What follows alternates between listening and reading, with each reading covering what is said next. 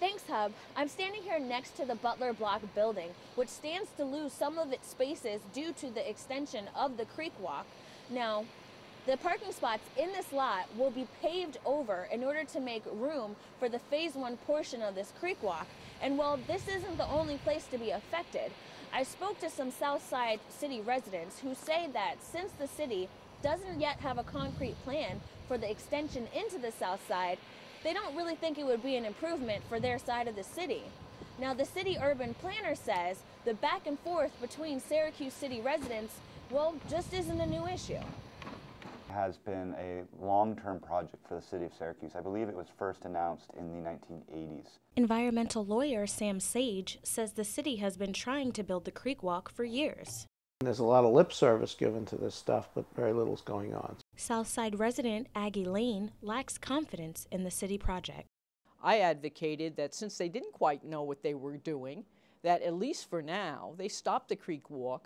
According to Lane, Southside residents want access to the creek. That people here can eventually fish in the creek, can bring their children for picnics next to the creek. And what residents on the South Side want most is more green space, says Lane. A shame if we had shall we say, a cement kind of area on the South Side, because the South Side is where you have the most land for restoration.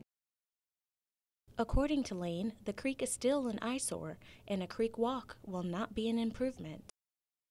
Mainly a pedestrian bikeway that oftentimes when they build it will not be next to the creek. One thing the city can guarantee for Southside residents is uncertainty. The final phase is from Kirk Park all the way down to Darwin Ave, which is the southernmost portion of the city, and there's no estimated timeline at this point to complete that portion. Now, Southside residents I have spoken with have voiced concerns such as restoring the habitat for animals, as well as providing safety with good lighting. Now, Phase 1 is being built now here in Armory Square, and Phase 2 will connect Armory Square to Kirk Park. Now, if there are any residents that have concerns over this, they have only until this month to voice them. In Armory Square, Shardé Edwards for NCC News.